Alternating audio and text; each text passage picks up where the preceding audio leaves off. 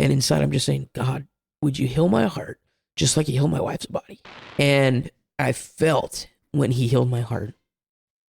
And I felt when he told me, you could trust me. Went to sleep. The next morning I wake up, and that's when it hit me that hatred for that man that had killed my brother was gone. It was almost like a voice that spoke to my heart and said that I didn't need that there was something better. And that immediately, from that point on, I lost a complete desire for drugs. And Walter knew that I had been healed, but I wanted to be sure before I testified of it. And now I get to testify because I'm absolutely sure that God healed me of depression. The other two things were strengthened relationships with my family and with my God. November 3rd was the worst and best day of my life. Hello, everyone. This is Steve with the Would Somebody Testify podcast. I am here today with Sister Hadassah Brandon. Welcome. Thank you for inviting me along to share my testimony. Well, thank you for coming on. She is here to tell a little bit how she got where she is, so we'll give you the floor. I am just going to start off with saying I was raised in a pastor's home. My dad's Michael Brandon, and he was raised in church pretty much his whole life from birth. My mom was Deborah Melton, and then she married my dad. And as for my mom, she was raised in a home that they didn't really go to church a lot. On her dad's side, they claimed Baptist. On her mom's side, they claimed Mormon. And so she would go to church as a bus girl. And she came to Holiness Church when she was about 12, and God saved her. She saw my dad about that point, and things went on from there. For me, so my family started out in Arkansas, and when I was about 2 years old, God called us to California for Dad to pioneer the church in Stockton. And that was the church that I got saved at when I was about 4 years old. I only mention all of that about me, my mom, and my dad just to show people that God can use and will use anyone just so long as they are willing to be used by Him and they surrender their life to Him. My mom and dad, they raised us in holiness, and they showed us how awesome it was to work for God. They never really seemed to show us the bad side of things. They always seemed to make it a joy to work for the Lord. And because of that, that's where my testimony starts, is with God's calling on my life. I like to tell young people, and specifically young kids from ages 8 to 10, the age I was when God called me specifically, because I want them to know God can talk to them, and He wants to. At about 8 years old, I felt like God had called me to be a missionary. For years afterwards, and I even told people, like I told my dad, I told my mom, I told the man that was over our youth camp, and he even started nicknaming me his little missionary.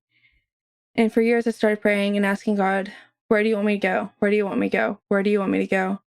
But one year, I don't even remember how old I was, but I had started praying something different. And I had started praying something along the lines of, instead of, where do you want me to go, to, what do you want me to be?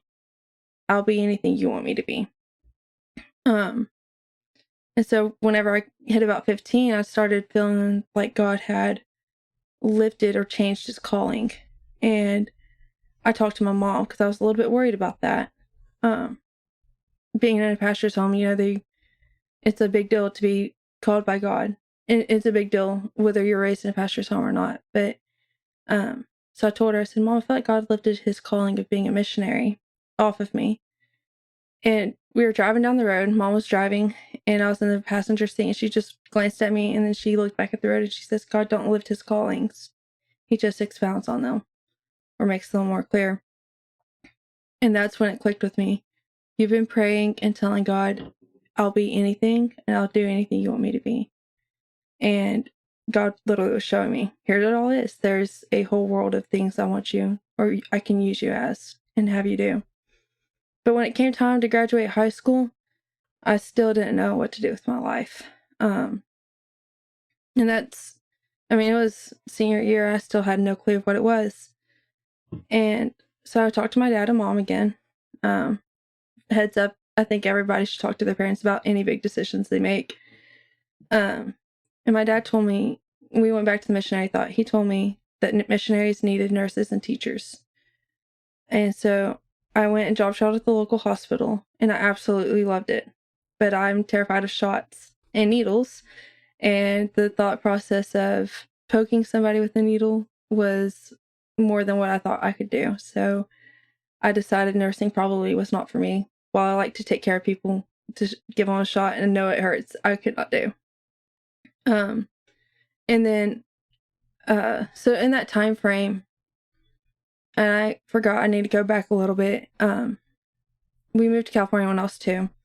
We moved back to Arkansas when I was 7. Then we moved to Louisiana when I was 10. And so all of this is happening while we're in Louisiana.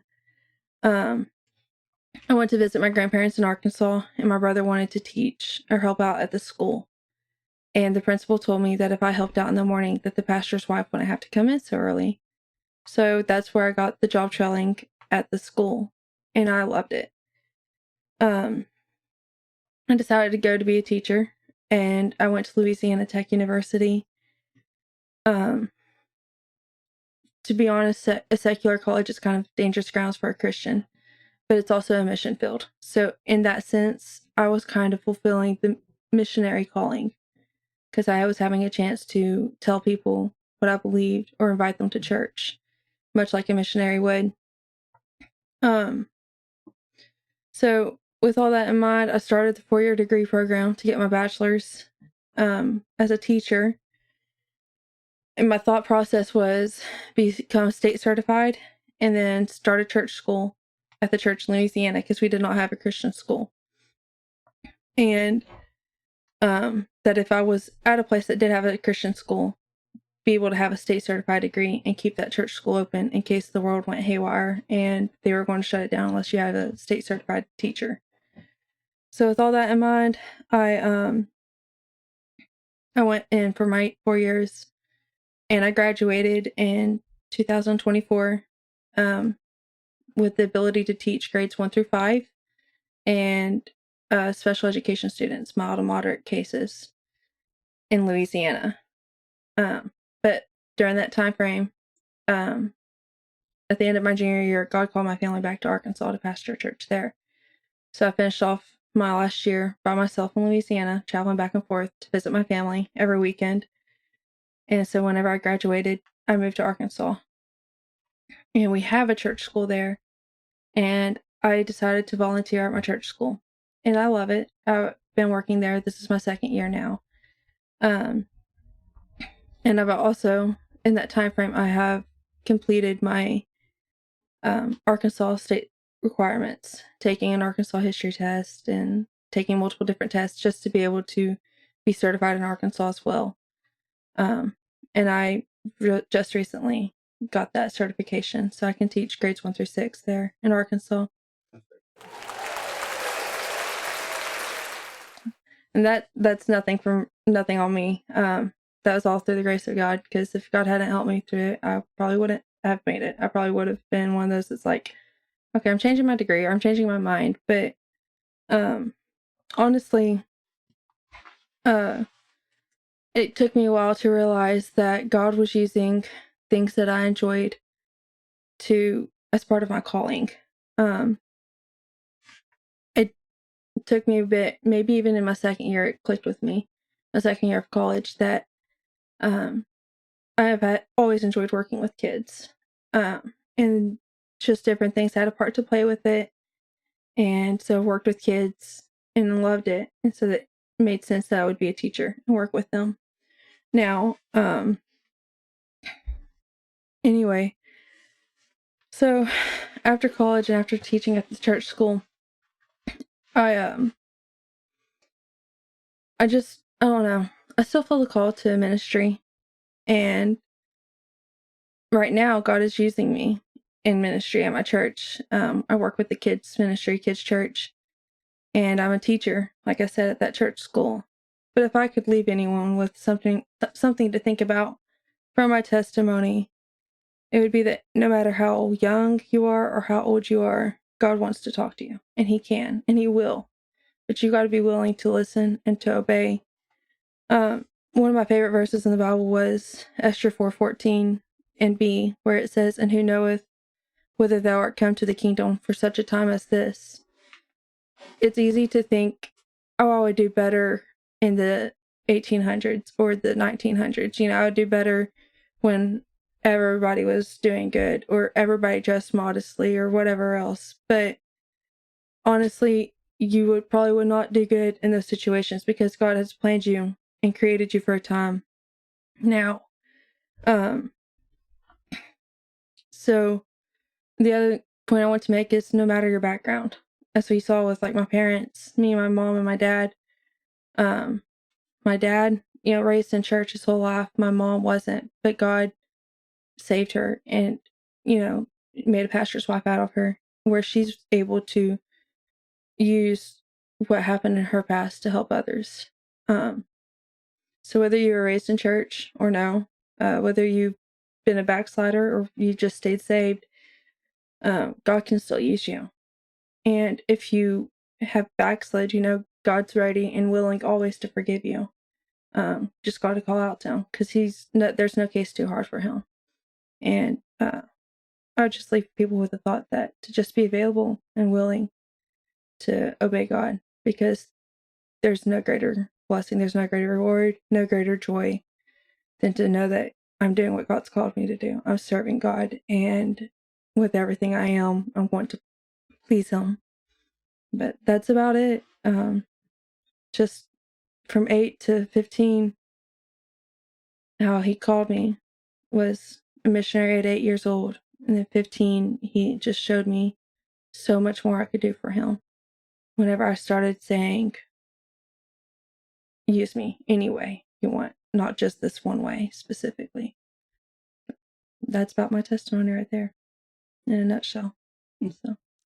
Care to elaborate on some of those other ways you were mentioning? Well, so I will explain, like, I still felt the call to be in the ministry.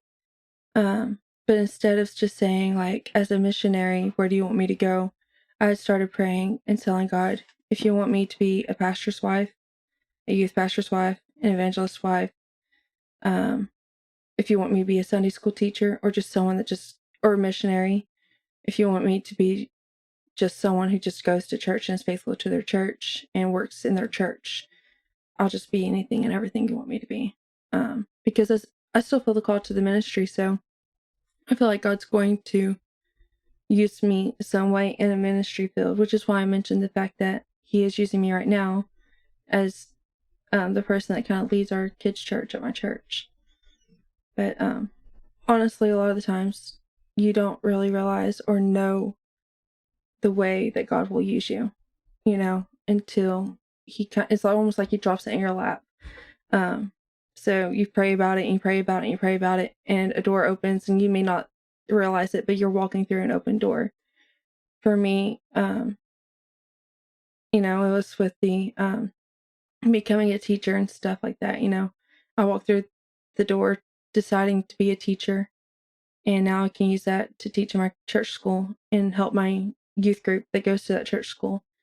And the need and to have a kids' church came up, or the desire to have a kids' church came up, and my dad, knowing I wanted to be used in kids ministry, he put me and my brother over it, and so we work on that together with a youth leader and a lady in our church. And so it's just, I feel like serving God and following God's call is just literally following him. You pray about it, you talk to him about it, but he'll open a door, and if that door is meant for you to walk through, you know, he will open it for you and you can walk through it. But if you come up to a door and it's closed, don't bang on it, because no amount of banging, spiritually speaking, is going to make that door open. Because God has closed that door for that time, or maybe for good. And I would just encourage anybody to just pray and talk to God about things. If they're trying to figure out where they want to be at 18 years old and they still haven't figured it out, don't try to figure it out on your own. Pray about it. And another thing is talk to your parents, because they will encourage you, because they know you. They raised you, you know, they can help guide you especially if they're Christians, but even if the parent isn't a Christian, God can still use them to direct and guide their children and protect them. Just many stories I've heard of how God's done that. You know, it wasn't for me because I was raised in church, but there's multiple different people that God has used. And he'll use a Christian, he'll use a non-Christian, but he'll use you if you're willing. It's just about all I got on that. So, Well, thank you very much for Yes, coming sir. on and telling it. Yes, sir. Thank you very much.